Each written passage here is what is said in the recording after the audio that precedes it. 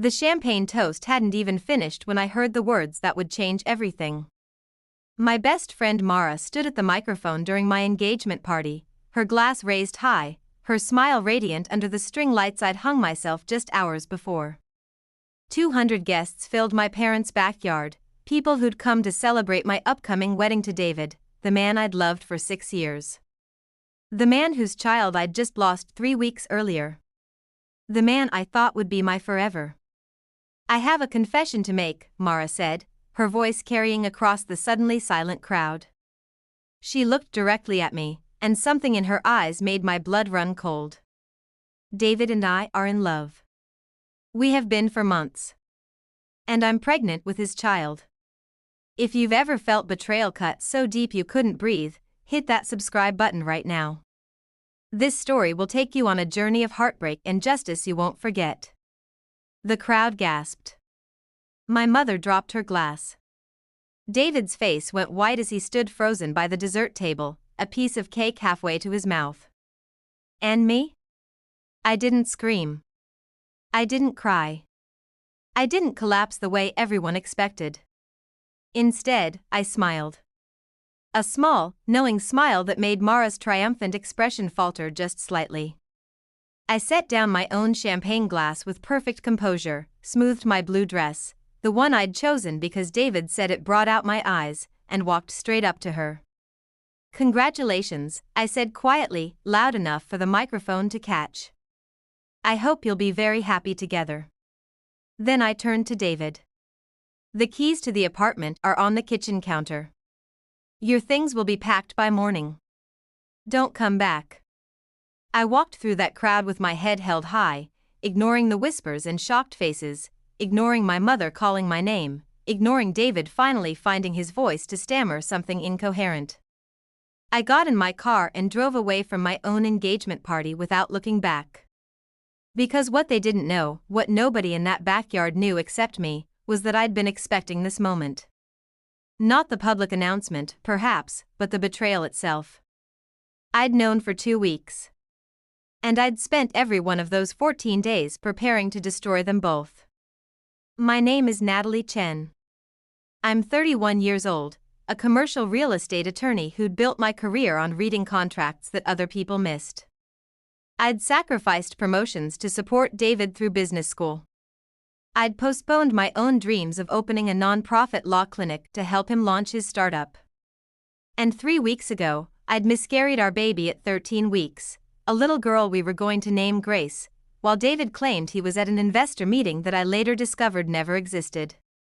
Comment below if you've ever trusted someone completely only to discover they weren't who you thought they were.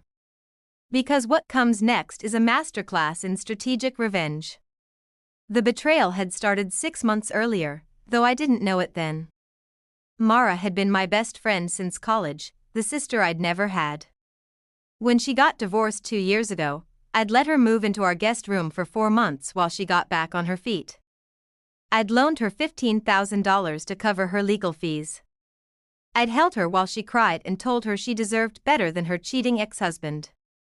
The irony wasn't lost on me now.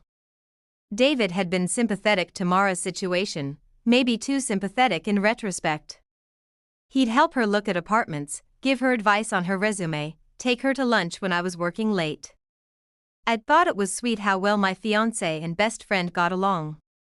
I'd actually felt grateful that the two most important people in my life cared about each other. God, I was naive. The affair must have started sometime that spring. Looking back, I could pinpoint the changes: David's sudden interest in going to the gym, the way he'd angle his phone away when texting, how he'd become critical of little things about me that had never bothered him before. But I was busy with a massive commercial development case, working 80-hour weeks, and I missed the signs. Or maybe I just didn't want to see them. When I got pregnant in July, I was terrified but excited. David seemed happy too, talking about converting his home office into a nursery, joking about having to learn how to change diapers. Mara threw me a small celebration dinner, just the 3 of us, and toasted to Aunt Mara getting to spoil the baby rotten. She hugged me that night and told me I was going to be an amazing mother. I remember thinking how lucky I was to have such a supportive best friend. The miscarriage happened on a Wednesday morning in October. I'd woken up with cramping and bleeding, and the panic had been immediate and primal. I'd called David from the bathroom, crying, begging him to come home from work. He'd said he was in back-to-back meetings but would get there as soon as he could. He'd shown up at the hospital 4 hours later, smelling like perfume that wasn't mine, with a coffee stain on his shirt that hadn't been there when he left for work that morning. By then, the ultrasound had confirmed what I already knew in my bones: there was no heartbeat. Our baby was gone. I'd laid in that hospital bed with the worst pain I'd ever felt, both physical and emotional, waiting for the man I loved to hold me while I fell apart. When he finally arrived, he'd seemed distracted, checking his phone repeatedly, leaving to make calls that couldn't wait. A nurse had actually asked me if I wanted her to get him to stay in the room. I'd been too numb to answer. Mara had come to the hospital that evening after I texted her. She'd held my hand and cried with me, told me how sorry she was, promised she'd be there for whatever I needed. She'd stayed until visiting hours ended, then hugged me goodbye and said she'd check on me tomorrow. I'd watched her leave and felt grateful through my grief to have a friend who cared so much. 2 days later, I'd gone home from the hospital. David had taken 1 day off work to be there for me and then returned to his normal schedule, leaving me alone in our apartment to physically and emotionally process the loss of our child. Mara had come by that first day with groceries and sympathy, making tea and sitting with me while I stared at nothing. She'd said all the right things about how it wasn't my fault, how we could try again, how I was strong enough to get through this. If you think you know where this is going, trust me, you don't. Hit that like button and keep watching because the discovery of their betrayal was devastating, but my response was surgical. I discovered the truth by accident a week after the miscarriage. I'd been going through David's laptop looking for a document I needed for my case. He'd borrowed my flash drive and forgotten to return it. I'd found the document, but I'd also found a folder carelessly left on his desktop labeled Mara's initials. Maybe curiosity, maybe intuition, but I'd opened it. Inside were hundreds of photos. David and Mara kissing at what looked like a hotel rooftop. Mara in lingerie in what I recognized as David's home office.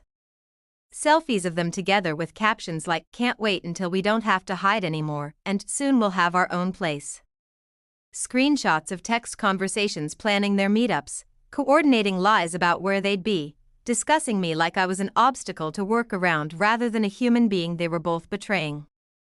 The most recent message, from 3 days after my miscarriage, was from Mara: "This is terrible timing, but I need to tell you something. I'm pregnant. I took 3 tests and they're all positive. What do we do?"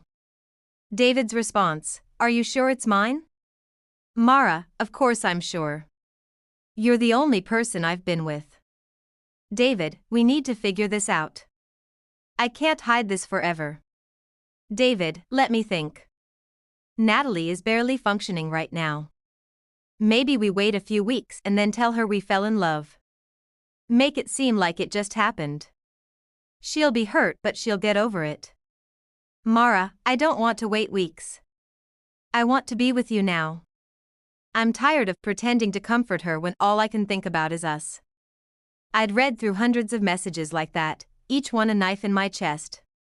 They'd been sleeping together for 6 months, meeting at hotels when I worked late, in our apartment when I was traveling for work. Mara had been with him the morning of my miscarriage, that was the meeting he couldn't leave. They'd discussed how to break up with me, how to minimize the fallout, how much of David's startup equity I might claim in a breakup versus a marriage. The worst message I found was from Mara 2 weeks before my miscarriage: "Do you think she'd leave if she lost the baby?" I know that sounds terrible, but I keep thinking about how much simpler things would be if she wasn't pregnant. Then you wouldn't be tied to her forever. I'd sat in my home office, the one David wanted to convert to a nursery, and stared at that message until the words blurred. My best friend had wished for my child to die so she could have my fiancé without complication. And the universe had granted that wish. I should have confronted them immediately. I should have screamed and thrown things and kicked them both out of my life. Instead, I'd closed the laptop, saved copies of everything to my personal cloud storage, and started planning. Because I wasn't just going to end things with David and Mara. I was going to make sure they understood exactly what they'd destroyed, and I was going to make them pay for it in ways that would hurt far more than a simple breakup. Subscribe right now because what I did next required patience, precision, and a level of cold calculation I didn't know I had in me. Comment below if you'd do the same in my position. The first thing I did was call my lawyer, a family law specialist named Patricia who'd handled some referrals for me over the years. I'd explained the situation clinically, without emotion, and sent her the evidence I'd gathered. Patricia had been silent for a long moment after reviewing it. "Natalie, I'm so sorry. For the miscarriage and for this betrayal. Thank you. Now tell me about the prenup." David and I had signed a prenuptial agreement 18 months earlier at my insistence. I'd had significant assets before we got together, family money, real estate investments, my own savings, and I'd wanted protection. David had resisted initially, said it wasn't romantic, but I'd held firm. The agreement stated that in the event of infidelity proven by clear evidence, the unfaithful party would receive nothing from the marriage, no claim to any assets, and would be responsible for all legal fees associated with the dissolution. "The evidence you have is ironclad," Patricia had said. "Text messages, photos with metadata showing dates and locations, hotel receipts if you can get them. The prenup will hold up completely. He'll walk away with nothing." Good. Now, about David's startup, the one I helped fund with $50,000 of my own money 2 years ago. The one I'm listed as a founding investor in. What are my rights there? Patricia had pulled up the company's formation documents I'd sent her. You own 15% of the equity as a founding investor. According to the operating agreement, that's non-dilutable. With his current funding round valuing the company at $2 million, your stake is worth about $300,000. Can I force a sale of my shares? Under these circumstances, with proof that he's used company resources for personal affairs, I'm guessing those hotel meetings weren't always lies. You might be able to compel the company to buy you out at fair market value or even above if you position it correctly. I'd smiled for the first time since finding those messages. Let's position it correctly. For the next 2 weeks, while David and Mara thought I was grieving and oblivious, I'd been working with Patricia to build an airtight case. We'd subpoenaed hotel records showing David had charged rooms to his company credit card on days when he'd told me he was at investor meetings. We'd documented every meeting he'd missed with me, every lie he'd told, every time he'd used our shared resources to fund his affair. I'd also done something more personal. I'd collected every gift David had ever given me, the jewelry, clothes, electronics, all of it, and had them appraised. Thousands of dollars worth of items that legally belonged to me. I'd boxed them up neatly and labeled each box with the date he'd given me the gift and what lie he'd been telling that same week. The diamond earrings from our anniversary? Given the same day he'd taken Mara to the same restaurant for lunch. The Cartier bracelet from my birthday? Purchased the morning after he'd spent the night with her at a hotel downtown. I'd organized my entire apartment, photographing everything we'd acquired together with receipts proving I'd paid for most of it. The couch, the artwork, the kitchen appliances, all mine. David had contributed almost nothing financially to our life together because he'd been funneling his money into his startup and, apparently, into impressing Mara. I'd also reached out to David's business partners and investors. Casual conversations over coffee where I'd asked how the company was doing, mentioned that I was reviewing my investment portfolio, dropped subtle hints that I might need to liquidate some assets due to personal circumstances. I'd watched several of them shift uncomfortably, clearly aware of something I wasn't supposed to know. One investor, Michael, had actually pulled me aside after one of these coffees. "Natalie, I don't know what's going on between you and David, but if you're thinking about pulling your investment, I'd understand.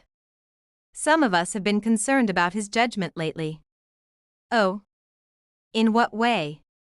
Michael had hesitated, then lowered his voice. He's been distracted. Missing meetings, making poor decisions, spending company money inappropriately. We've been discussing whether we need to bring in professional management. Your equity stake gives you voting rights. If it comes to that, we might need your support. I'd smiled and told him I'd think about it, but internally I'd been calculating. If David lost control of his own company, if his investors forced him out, he'd lose everything he'd built. And I'd still walk away with my investment's worth because I'd been smart enough to protect myself legally. Then I'd planned the engagement party. David had been reluctant, said it felt weird to celebrate getting married when we'd just lost a baby, but I'd insisted. Told him we needed something positive to focus on, something to remind us why we were together. He'd reluctantly agreed, probably relieved that I seemed to be moving past the miscarriage and back to normal. I'd invited everyone who mattered, family, friends, David's business associates, Mara. I'd specifically asked Mara to give a toast since she was my best friend and maid of honor. She'd been delighted, said she'd prepare something really special. I'd smiled and told her I couldn't wait to hear it. What I hadn't told anyone was that I'd hired a videographer to document the entire party, ostensibly for memories but actually to capture whatever happened on camera. I'd also arranged for Patricia to be there as a guest, ready with divorce papers and a restraining order if needed. If you're wondering if the public humiliation was too harsh, let me remind you, these two people betrayed me while I was losing our child. Keep watching because the confrontation scene is unforgettable. When Mara made her announcement at the party, dropping the bombshell that she and David were in love and expecting a baby, the gasps and chaos were immediate. But I'd spent 2 weeks preparing for this moment. I'd known she was going to try something dramatic. I'd seen her messages to David about wanting to just tell everyone and get it over with. I'd expected tears and sympathy seeking. What I hadn't expected was for her to do it quite so publicly, quite so cruelly. But it didn't matter. I'd remained calm, congratulated them both, and left with dignity intact. The next morning, I'd returned to the apartment with my brothers, both lawyers themselves, and Patricia. We'd packed every single item that belonged to David into boxes and had them moved to a storage unit in his name. We'd changed the locks. We'd left the prenup and divorce papers on the kitchen counter with a note: "You violated the terms of our prenuptial agreement. You have 30 days to respond. All further communication goes through my attorney." David had called 47 times that first day. I'd blocked his number. He'd shown up at the apartment building, but the doorman had instructions not to let him up. He'd tried to reach me through colleagues, through mutual friends, through my parents. I'd responded to nothing. Mara had sent a long text message trying to justify everything. "Natalie, I know you're hurt, but you have to understand David and I didn't mean for this to happen. We fought our feelings for months. We never wanted to hurt you. But we fell in love, and that's something you can't control. I hope someday you can forgive us and be happy that two people you care about found happiness together. You deserve to find that kind of love too, and you will, but it wasn't with David. Please don't hate us. Please understand that this is for the best." I'd read it once, laughed bitterly, and blocked her too. The real confrontation happened 1 week after the engagement party. David had finally cornered me outside my office building, waiting by my car in the parking garage. He'd looked terrible, unshaven, rumpled, desperate. "Natalie, please, we need to talk. This is insane. You can't just shut me out like this." I'd stopped walking and faced him, my expression neutral. "I can and I did. You should leave. I deserve a chance to explain." "Explain what, David?" "How you've been sleeping with my best friend for 6 months. How you were with her the morning of my miscarriage. How you two discussed waiting for me to get over it before telling me you were in love." I read everything. Every text, every photo, every disgusting conversation about me, like I was a problem to solve instead of a person you claimed to love. His face had gone pale. You went through my computer?" "I did. And I saved everything. Every piece of evidence of your affair. Every hotel receipt charged to your company card. Every lie you told. Did you really think I wouldn't find out? Or did you just think I'd be too heartbroken to do anything about it? David's expression had shifted from shock to anger. You had no right. I had every right.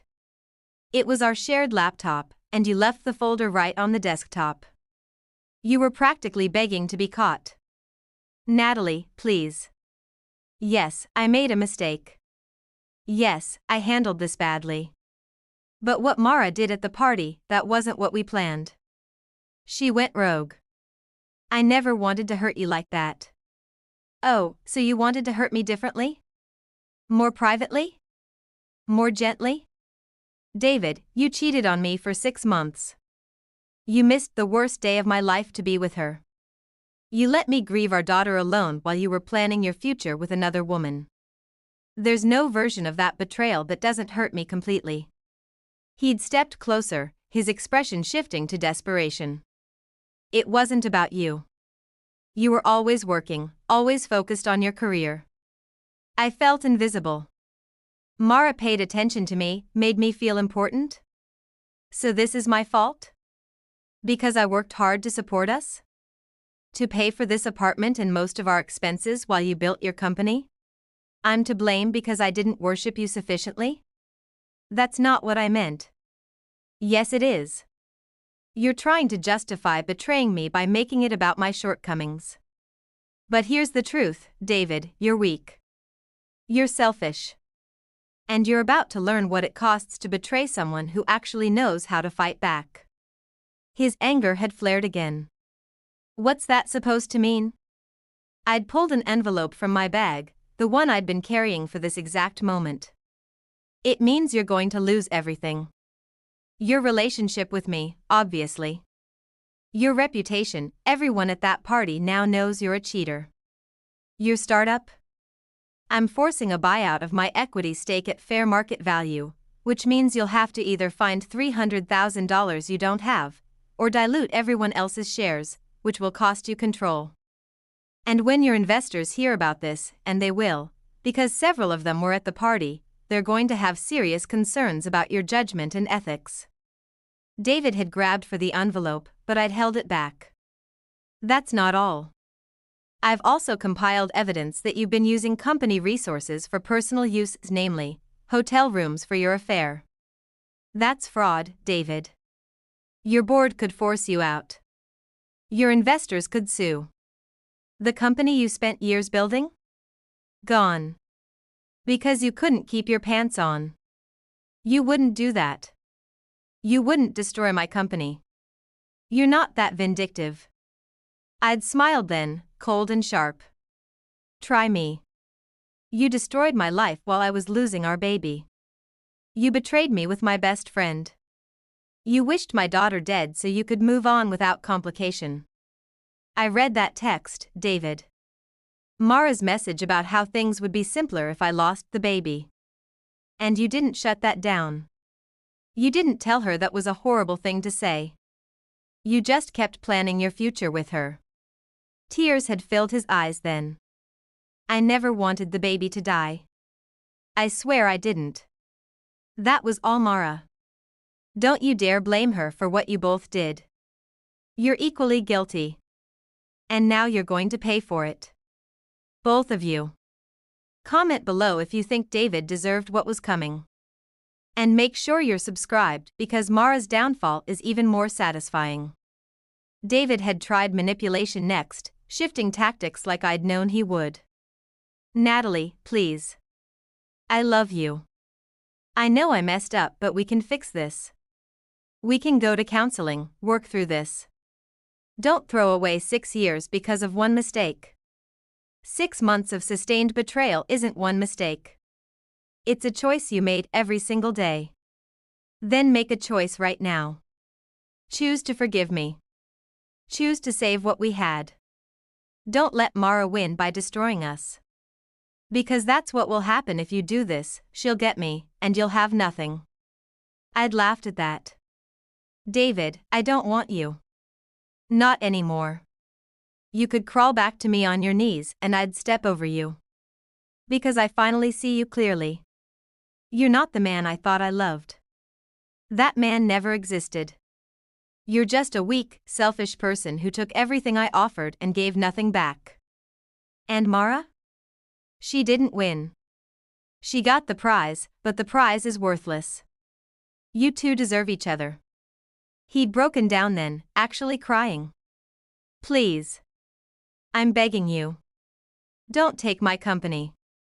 Don't ruin my life. I'll give you whatever you want in the divorce. I'll admit fault. I'll pay whatever amount. Just don't destroy everything I've built. You should have thought about that before you destroyed me. Goodbye, David. Sign the divorce papers. My attorney will be in touch about the equity buyout. And stay away from me. There's a restraining order in that envelope if you don't. I'd walked away from him standing in that parking garage, his sobs echoing off the concrete. I'd driven home and hadn't looked back. The next week, I'd gone to see Mara. She'd been shocked when I showed up at her apartment, clearly not expecting me to seek her out. She'd opened the door cautiously, one hand on her still flat stomach in a protective gesture that made me want to scream. Natalie, I don't think this is a good idea. Let me in, Mara. We're going to have a conversation. She'd reluctantly stepped aside, and I'd walked into the apartment I'd helped her afford when she was divorced. The same apartment where she'd probably brought David dozens of times. I want to understand, I'd said calmly, sitting on her couch without being invited. I want you to explain to me how you justified this. How you looked me in the eye every day and pretended to be my friend while you were sleeping with my fiancé. How you held my hand in the hospital and promised to be there for me while you were pregnant with his child. Make me understand, Mara. Help me see how you're not actually a monster. Mara had sat across from me, tears already forming. I didn't mean to fall in love with him. Stop. Don't insult my intelligence with that line. You made a choice. Every time you slept with him, every time you lied to me, every time you smiled in my face while betraying me behind my back. Those were all choices. Own them. You're right. You're absolutely right. I made terrible choices, and I have no excuse except that I was selfish and weak. I wanted what you had. The successful career, the loving partner, the life that seemed so perfect. And when David showed interest in me, I told myself I deserved happiness too. I told myself that if he was willing to cheat, then maybe your relationship wasn't as solid as it seemed. I convinced myself I wasn't really doing anything wrong because if he truly loved you, he wouldn't be with me. So you made me the villain in your story. Made it okay to betray me because maybe I wasn't good enough for him anyway. I'm sorry. I know that's not enough, but I am genuinely sorry. I never wanted to hurt you like this. I'd leaned forward then, my voice dropping to something cold and deadly. Here's what's going to happen, Mara. You're going to live with this. You're going to have David's baby, and every time you look at that child, you're going to remember what you destroyed to get here. You're going to remember that you wished my daughter dead so you could have what you wanted. Yes, I know about that text. And someday, when your child is old enough to ask questions, you're going to have to explain how mommy and daddy got together. You're going to have to tell that story. And it will haunt you. Mara had gone pale. I never wished. You wrote the words. Things would be simpler if she lost the baby. You wrote that, and then my baby died. Tell me, Mara, did you feel relieved when I texted you from the hospital? Did you feel like the universe was doing you a favor? She'd started sobbing then, the kind of ugly crying that comes with real shame. No. God, no. When you texted me, I felt sick. I realized what I'd become. I hated myself for even thinking something so horrible. Natalie, I swear, I never actually wanted that to happen. But you still slept with David the morning it was happening. While I was in the hospital losing grace, you were with him. That's who you are. That's who you'll always be. And David? He's going to resent you eventually. He's going to lose his company because of this, lose his reputation, lose everything he worked for. And he'll blame you. He'll remember that you were the one who insisted on making the announcement public, that you were the one who couldn't wait a few more weeks. He'll resent that baby for being the thing that trapped him with you when he could have kept me and my money and my support. Give it a year. Maybe 2. You'll see. I'd stood up then, ready to leave. Enjoy your prize, Mara. You won. But the thing you won will destroy you both. And I'll be thriving in a life where neither of you exist. Hit that like button if you think Mara got exactly what she deserved.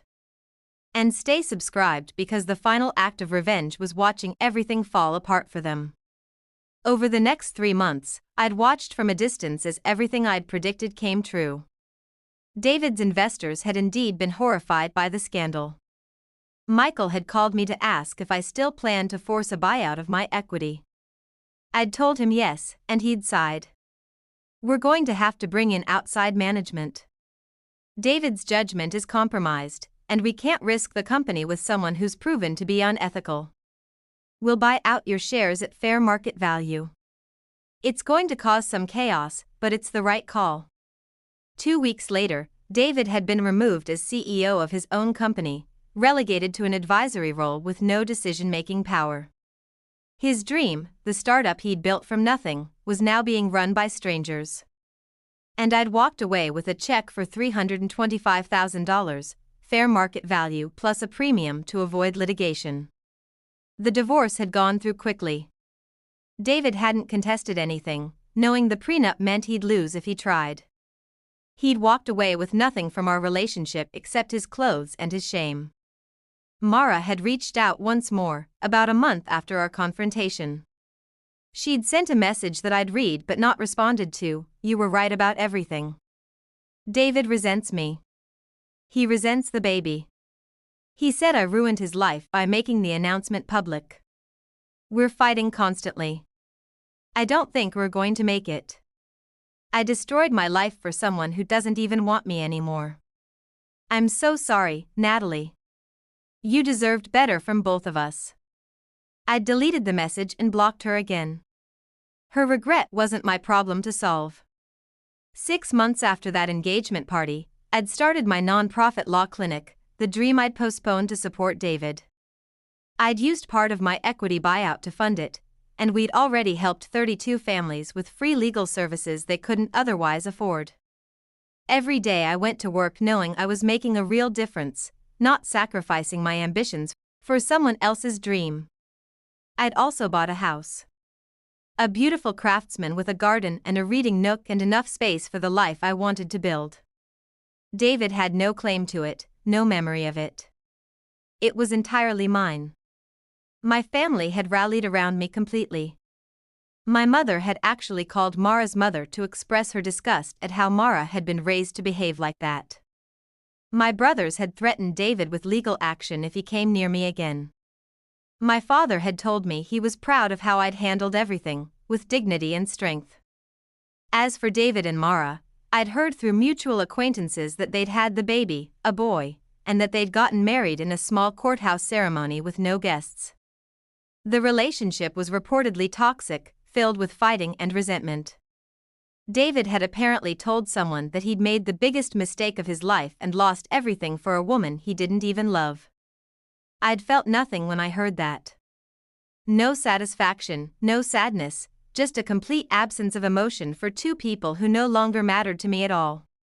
Thank you for watching this entire journey with me. Please leave a comment telling me, do you think public exposure of betrayal is justified, or should some things stay private? Did David and Mara get what they deserved? Hit that subscribe button and turn on notifications for more stories of betrayal and justice. Share this video with anyone who needs to know that you can survive the worst betrayal and come out stronger.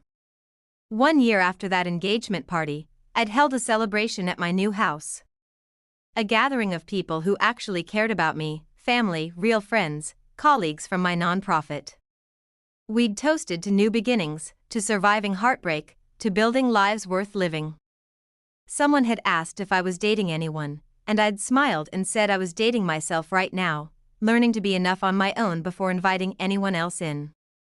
That night, sitting in my garden under string lights not unlike the ones from that terrible party, I'd thought about Grace. The daughter I'd lost. I'd wondered who she would have been, what life she might have lived. And I'd made a promise to her memory, that I'd live fully enough for both of us, that I'd never again sacrifice my dreams for someone unworthy, that I'd honor her by becoming the strongest version of myself. David and Mara had taken so much from me. My trust, my innocence, my faith in people I loved. But they hadn't taken my strength. They hadn't taken my intelligence or my resilience or my ability to fight back. And in the end, they'd actually given me something valuable, the knowledge that I was stronger than I'd ever imagined, that I could survive betrayal and loss and still build something beautiful. They'd meant to destroy me. Instead, they'd freed me. And that was the ultimate revenge, not their suffering, but my thriving. Not their regret, but my peace. Not their misery together, but my joy alone. I'd heard recently that Mara had tried to reach out again through a mutual friend, asking if I'd ever consider forgiving them, if we could find a way to coexist in our shared social circles. I'd told the friend to deliver a message, tell her I don't forgive them. I don't hate them either. I simply don't think about them at all. They're strangers who taught me an important lesson about trust. That's all they'll ever be. That was the truth. David and Mara had become footnotes in my story, cautionary tales I'd tell myself when I was tempted to ignore red flags or sacrifice too much for love. They were proof that sometimes the worst thing that happens to you becomes the catalyst for the best thing you build. My best friend slept with my fiancé while I was losing our baby. She thought she'd won. He thought he'd gotten away with betrayal. But they were both wrong. Because the life they destroyed wasn't mine to lose, it was theirs. I just moved on and built something better. And that's the kind of revenge that lasts forever, not the destruction you cause them, but the happiness you create despite them. Some days I still think about that moment at the engagement party, watching Mara make her announcement, seeing David's face go pale, feeling the shock ripple through the crowd. And I remember my smile. That small, knowing smile that said I was 10 steps ahead of both of them. That said I'd already won before they even knew the game had started. That's the smile I wear now, every day. The smile of someone who survived, who fought back, who came out stronger. The smile of a woman who learned that the best revenge isn't destroying your enemies, it's building a life so good they become irrelevant to it. David and Mara can have each other. They can have their regret and resentment and toxic relationship. I'll take my peace, my success, my hard-won wisdom, and my beautiful life. And I'll never look back.